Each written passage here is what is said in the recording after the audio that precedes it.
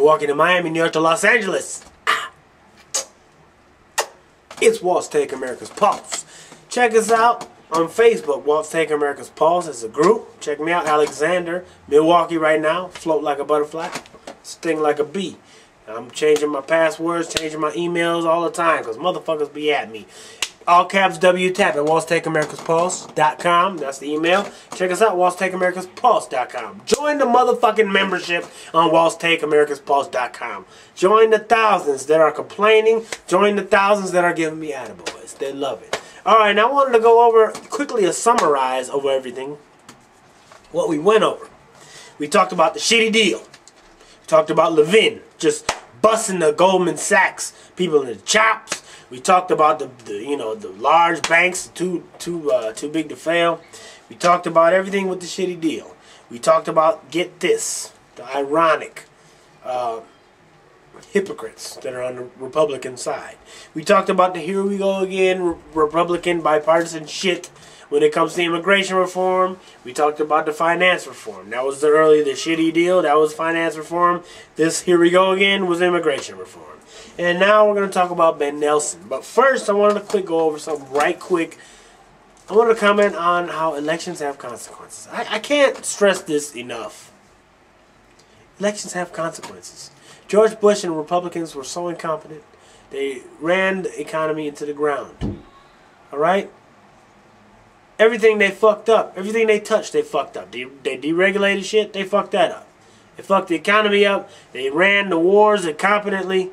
They, created a big hoopla about torture with the waterboarding. It was a disaster. A disastrous 8 years, and we're partly to blame because John Kerry was such a fuck up. Alright, but anyway. Elections have consequences. 06, we took over the House and the Senate. 08, we added to the seats, and we got the presidency. That's how bad they fucked up. They can only blame themselves. Elections have consequences. We're going to vote as Democrats. America overwhelmingly voted for Democrat. So we're going to vote Democrat. Do you understand that? Republicans, Tea Parties, the tea baggers, they're all pissed off. They're all pissed. They're in a tizzy. Bush did all the spending, all the programs that are unpaid for. The tax cuts to the super rich, the rich got richer, the poor got poorer. Did they say anything about it then? No. As soon as Obama said, well, I'm going to spend a penny. We're not going to go over that again. But that's basically, elections have consequences. It's our time to rule. And now we're going to talk about Ben Nelson very quickly. I got to go quickly. Because I don't have that much time. Now, Ben Nelson is a Democrat from Nebraska. He's a blue dog conservative Democrat. He's from Nebraska, like I said. He was all for Wall Street reform. Yay! That is until Chris Dodd, he's on the banking committee, took out his little sweetheart deal to his buddy Jimmy Buffett's company, the Berkshire Hathaway. Now, the current reform will require companies that invest in derivatives that they have to put up collateral for those derivatives, which are extremely toxic, as some would say. They're extremely risky. Jimmy Buffett himself has said derivatives are financial weapons of mass destruction. Buffett's company, Berkshire Hathaway, has $63 billion worth of derivatives. And Nelson wanted Buffett to get some. He wanted him to be immune from the derivatives rules. These collateral rules, in my opinion, corporate welfare. He wanted Buffett to have immunity. So he flipped because his pal couldn't keep his sweetheart deal. His story is that the consumer protections were in jeopardy, and he objected to the provisions, and that they would harm Main Street businesses, including dentists, which Dodd and the Democrats swear up and down. He said no such thing in negotiations. Isn't that ironic? Some more Alanis Morissette.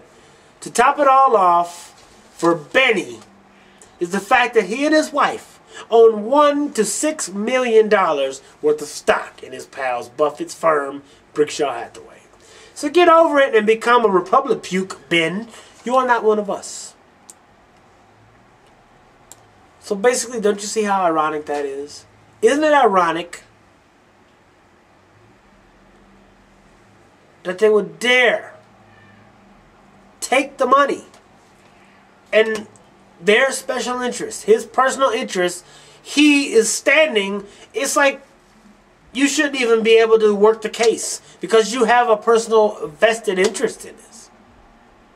You have an interest in this. You have a personal gain in this. You and your wife own $1 to $6 million in stock in this man, your best friend. The richest man in the world, according to Forbes. This blue dog, he tried to hold up the Democrats at every conjunction. Every one, every bill. The stimulus. Finance. He voted against it. He's probably going to vote against for immigration. Climate change. This guy is a Republican.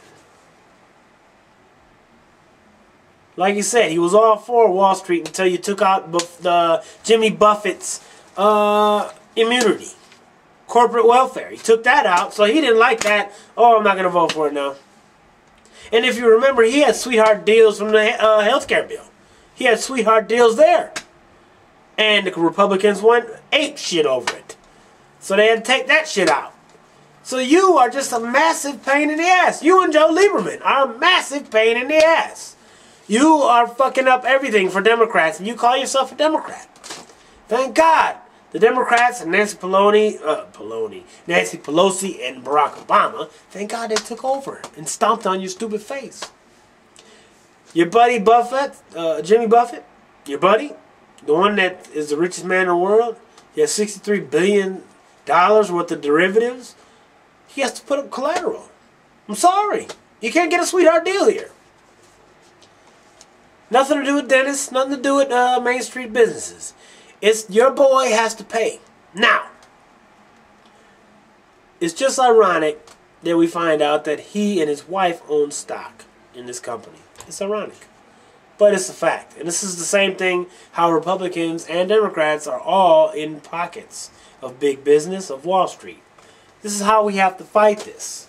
Because a lot of them are paid off. They pay their campaign funding. They help get them elected on both sides, Republicans and Democrats. So it makes it hard for them to go against them. See, Obama, he took a lot of money from Goldman Sachs. And he's still going to try to hammer it home. Not hard as the progressives would like, mind you, but down the middle. Which is, Obama is a pragmatist. Everybody wants to make you think he's some communist from left field. He's a pragmatist. He's taking what he can. He didn't put the public option in. That would be Stalin. That would be somebody from left field. But no, he wanted to take it straight down the middle, take what he can get, and I agree with it. And I agree with the progressives. But I'm more of a pragmatist myself. So basically, this is what does it all. We went over the shitty deal to get this with John Ensign. We went over to Here We Go Again, Republicans about immigration reform. And Ben Nelson with more regards to the finance reform. Which today, by the way, they voted down again. Can't even bring it to the floor. So, I'm hoping you guys got a little grip of it. I know it's tough, and I'm rambling and going off and swearing and look like an idiot. But I'm hoping that I came across you somehow. Do you know what the fuck's going on right now? I just want you to know, to begin to know what the fuck's going on right now. Because a lot of you guys aren't political. And the next podcast that I have will be interviews. I'm going to be interviewing Jason Gamlin. I'm going to be interviewing Mike Barber. I'm going to be interviewing Kelly Stanzik. I'm going to be trying to interview Kristen Van Patten and Richard Kudrovich, I'm sorry. I'm trying to get these guys involved. So, I'm hoping you guys gathered this as much as you could. Process it. Think about it. Smoke a joint to it. Drink a, 40 to it. I don't know. Whatever it is you do to help you process information. Sit down, read it, listen to it, and I hope I reach you a little bit. The next segment of this podcast will be of the outtakes. So, basically, this is it. I'll see you motherfuckers, I don't know, in a week or so, maybe 2 weeks, maybe a month. Because it takes a minute for people to chew on this, and I don't like to move forward until I get more fame.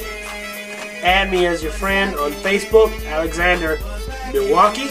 Go to Walls Take America's Pulse, the group on Facebook, join it. Go to wallstakeamericasPulse.com, join that membership. Also,